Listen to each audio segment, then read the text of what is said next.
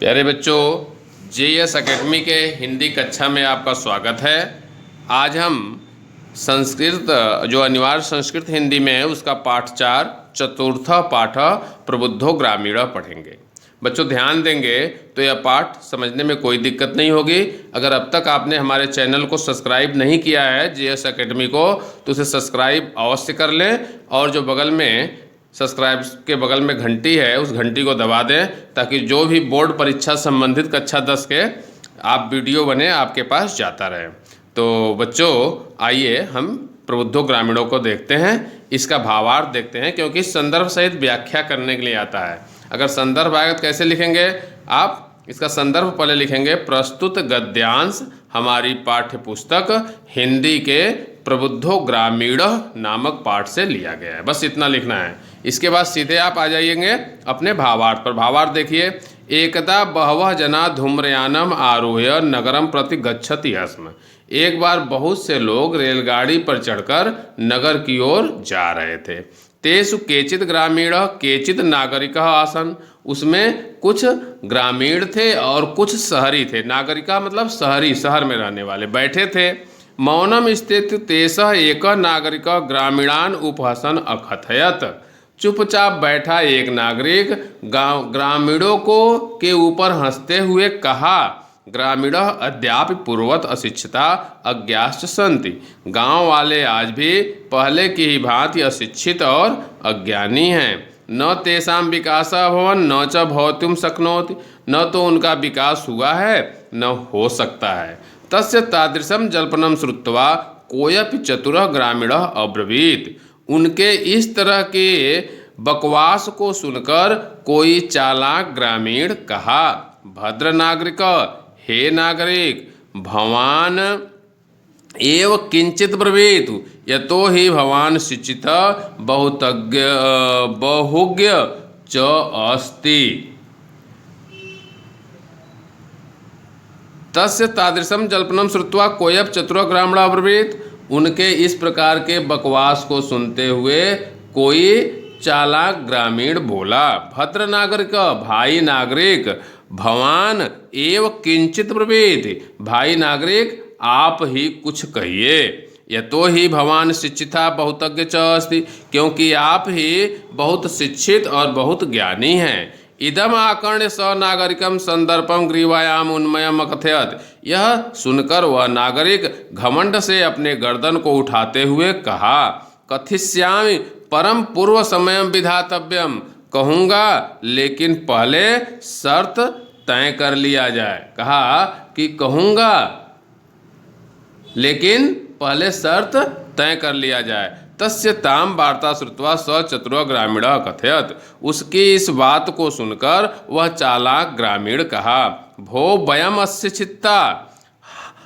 हे भाई, हम लोग अशिक्षित हैं। भवान च शिक्षित, और आप पढ़े लिखे हैं। वयम अल्पज्ञा, हम कम ज्ञानी हैं। भवान च बहुज्ञ, और आप बहुत ज्ञानी हैं। इत्येव विज्ञा, यह जानकर अस्माभि समयम कर्तव्यम, हमें भी सोच समझकर शर्त तय करनी होगी। वयम परस्परम प्रहेलिकाम प्रेक्ष्याम, हम लोग आपस में पहेली पूछेंगे। गांव में पहेली को बुझौनी भी कहते हैं। यदि भवान उत्तरम दातुम समर्थम न भविष्यति तदा भवान 10 रूप्यकाणि दास्याति। अगर आप उत्तर देने में समर्थ नहीं होंगे तो आप हमें 10 रुपये देंगे।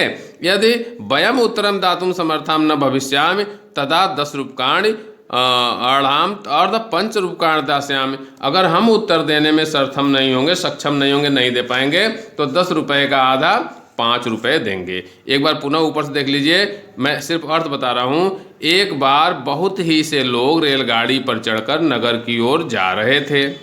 उनमें कुछ ग्रामीण कुछ नागरिक बैठे हुए थे।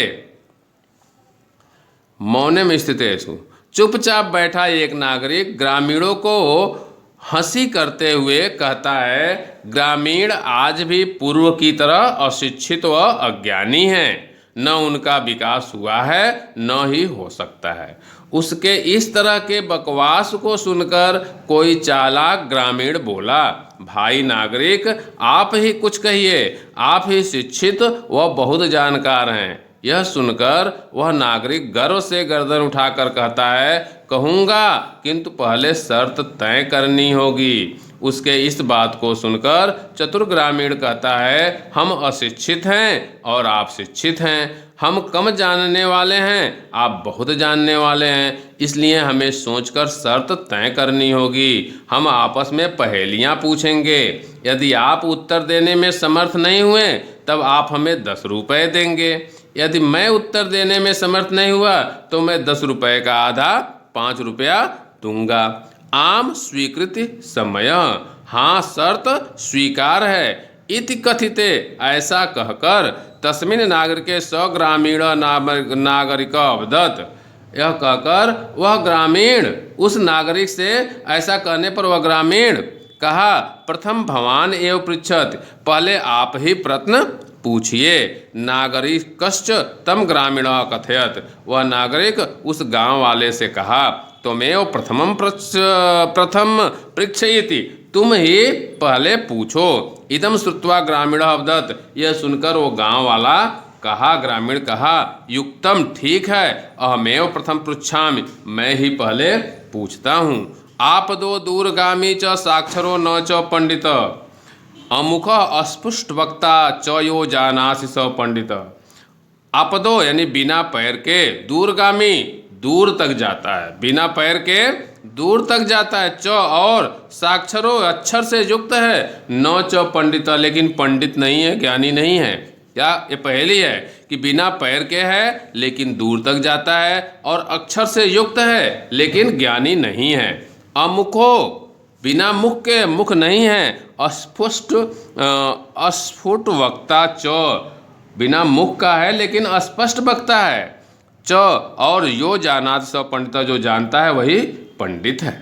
अस्या उत्तरम ब्रवीतु भवान, श्रीमान जी इसका उत्तर बताइए। नागरिक बहुकाल यावत अचिंतयत, वह शहरी आदमी बहुत देर तक सोचता रहा। परम पहेलिका उत्तरम दातुम समर्थम न भवत, लेकिन उस पहेली का उत्तर देना उसके लिए संभव नहीं हुआ।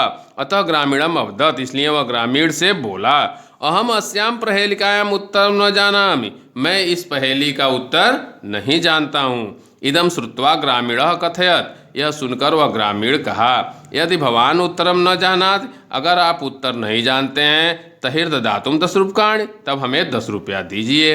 अतः म्लान मुखेन नागरिकेण समयानुसार 10 रूप्यकाणि ददाति, इसलिए दुखी मन से, खिन्न मन से उस शहरी आदमी ने 10 रुपया दे दिया। किसको दे दिया? ग्रामीण को। एक बार पुनः देख लीजिए ना, वह यहाँ से देखिए, अपदो दूरगामी च साक्षरो न च पंडित, बिना पैर के दूर तक जाता है, अक्षरों से युक्त है लेकिन ज्ञानी नहीं है, बिना मुख के हैं लेकिन स्पष्ट बोलने वाला है, जो जानता वही पंडित है, इसका उत्तर दीजिए महोदय। नागरिक बहुत देर तक सोचता रहा लेकिन उस पहेली का उत्तर देने में समर्थ नहीं हुआ। तब वह ग्रामीण से बोला, मैं इस पहेली का उत्तर नहीं जानता हूँ। यह सुनकर उस ग्रामीण ने कहा कि यदि आप इसका उत्तर नहीं जानते हैं तो मुझे 10 रुपया दीजिए। इसलिए दुखी मन से नागरिक ने समय के शर्त के अनुसार, शर्त के अनुसार 10 रुपया दे दिया। पुनः ग्रामीणों अब्रवीत, फिर गांव वाले ने कहा, इदानी भवान पृच्छत पहेलिकाम, अब आप हमसे पहेली पूछिए। दंड दानेन खिन्न नागरिक बहुक काल विचार्यम न कंचित पहेलिका स्मृत, यानी दंड देने से दुखी नागरिक बहुत देर तक सोचता रहा लेकिन उसे कोई पहेली याद नहीं आई। अतः अधिक लज्जमान अब्रवीत, अतः बहुत अधिक लज्जित होने के कारण कहा, स्वकीयायाम पहेलिकायाम तुम्हें उत्तर बुहि, अपने पहेली का उत्तर तुम स्वयं बता दो। तदा स ग्रामीण विहस्य स्वपहेलिकायाम सम्यक उत्तरम अवदत्, तब वह ग्रामीण हंसते हुए अपनी पहेली का ठीक और स्पष्ट उत्तर पत्र, यह पत्र है मतलब चिट्ठी जिसे आप कहते हैं, पत्र है, बताया। यह तो यही तो है, इदम पदेन बिना दूरम यात, इसके पास पैर नहीं है फिर भी दूर तक जाता है। अक्षर ही युक्तमपि, अक्षरों से युक्त है, बहुत सारी चीज लिखी गई हैं। न च पंडित भवत, लेकिन ज्ञानी नहीं है। ये तस्मिन काले तस्य ग्रामीणस्य ग्राम अब आगत, उसी समय उस ग्रामीण का गांव आ गया। सह बिहसन रेलयानम अवतीर सुरगामम प्रत्याग चलत, वह हंसते हुए रेलगाड़ी से उतरकर अपने गांव की ओर चला गया। नागरिकः लज्जितः भूत्वा, नागरिक बहुत लज्जित होकर पूर्वत तूष्णीम अतिष्ठत्, पहले की भांति ही बैठा रहा। सर्वे यात्रीण वाचाल तो नागरिक दृष्टवा हसन, सभी यात्री जो वाचाल थे, बहुत बोलने वाले थे, उस नागरिक को देखकर हंसने लगे। तदा स नागरिक अन्य भवत, तब उस नागरिक ने, उस शहरी ने अनुभव किया, यत ज्ञानम सर्वत्र संभवति, ज्ञान कहीं भी संभव है, सब जगह संभव है। ग्रामीणः अपि कदाचित नागरिकेभ्यम प्रबुद्धतरा भवन्ति, गांव के लोग भी नागरिकों से यानी शहर वालों से कभी कभी अधिक बुद्धिमान हो सकते हैं। तो आपको समझ में आ गया बच्चों? नहीं समझ में आया? चलिए एक बार यहाँ से फिर से देख लीजिए। नागरिक बहुकाल यावत चिंतयत, नागरिक बहुत देर तक सोचता रहा, परंतु पहेली का उत्तर देने में समर्थ नहीं हुआ। अतः वह ग्रामीण से बोला, मैं इस पहेली का उत्तर नहीं जानता। यह सुनकर ग्रामीण ने कहा, यदि आप उत्तर नहीं जानते तो 10 रुपये दीजिए। अतः खिन्न मुख वाला नागरिक या शहरी आदमी शर्त के अनुसार 10 रुपया ग्रामीण को दे दिया। फिर ग्रामीण बोला, अब आप पहेली पूछिए। दंड देने से दुखी नागरिक बहुत देर तक सोचा, पर उसे कोई पहेली याद नहीं आई। अतः अधिक लज्जित होकर वह अपनी पहेली का उत्तर स्वयं दो, ऐसा कहा। तब वह ग्रामीण हंसते हुए अपने पहेली का स्पष्ट उत्तर पत्र बोला, यही तो है जो बिना पैरों के दूर तक जाता है, अक्षरों से युक्त होने पर भी ज्ञानी नहीं होता। उसी समय उसका गांव आ गया। वह हंसते हुए गाड़ी से उतरकर अपने गांव की ओर चल दिया। लज्जित नागरिक पूर्ववत चुपचाप बैठ गया। सभी बकवास करने वाले यात्री उस नागरिक को देखकर हंसने लगे। तब वह नागरिक अनुभव किया कि ज्ञान सभी जगह संभव है, ग्रामीण भी कभी कभी नागरिकों से अधिक बुद्धिमान होते हैं। तो प्यारे बच्चों, इस पाठ को मैंने बता दिया, समझ लिए होंगे। इसके शब्द अर्थ को नोट कर लेंगे और इसका जो प्रश्न उत्तर परीक्षा के लिए उपयोगी है, यह कमेंट में आपको भेज दिया जाएगा ताकि आपकी तैयारी बढ़िया से हो सके। अगर ये पाठ आपको बढ़िया से समझ में आ गया है तो अपने दोस्तों को जरूर शेयर करिएगा, अपने दोस्तों को, मित्रों को शेयर करना मत भूलिएगा। थैंक यू बच्चों, धन्यवाद।